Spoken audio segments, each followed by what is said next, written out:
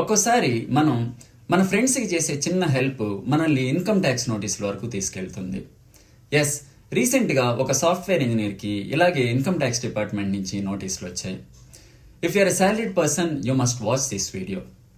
అసలు ఏం జరిగిందంటే, ఒక యంగ్ సాఫ్ట్వేర్ ఇంజనీర్ తన శాలరీ ట్యాక్స్ లిమిట్ కంటే తక్కువే ఉంది కదా అని ఇన్కమ్ ట్యాక్స్ రిటర్న్ ఫైల్ చేయలేదు.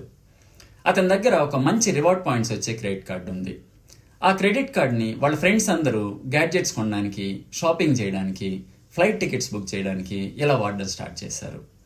వాళ్ళు కార్డు వాడడం, తర్వాత అతనికి ఫోన్పే, గూగుల్ పే, పేటీఎంలో మనీ పంపించడం, అతను మళ్ళీ కార్డ్ బిల్ కట్టడం, ఈ ప్రాసెస్ రిపీట్ చేస్తూ ఉండేవారు. ఇలా ఒక సంవత్సరం తిరిగేసరికి అతని కార్డ్ పేమెంట్స్ 10 lakh రూపీస్ దాటింది. ఇది ఇన్కమ్ ట్యాక్స్ డిపార్ట్మెంట్ సిస్టమ్ దృష్టిలో పడింది.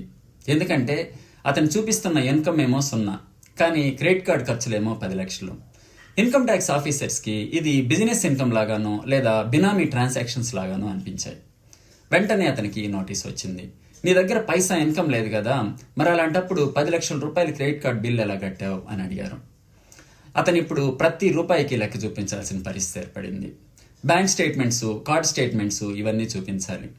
అంతేకాదు, తన కార్డు వాడిన ప్రతి ఫ్రెండ్ దగ్గర నుంచి ఎస్ ఇది నేనే వాడాను, అతనికి ఎలాంటి బిజినెస్తో సంబంధం లేదు అని రిటర్న్ లెటర్ తీసుకురావాలి. అలా అడిగినప్పుడు కొంతమంది ఫ్రెండ్స్ అలా ఇవ్వచ్చు, మరి కొంతమంది ఇవ్వడానికి భయపడి ఇవ్వకపోవచ్చు.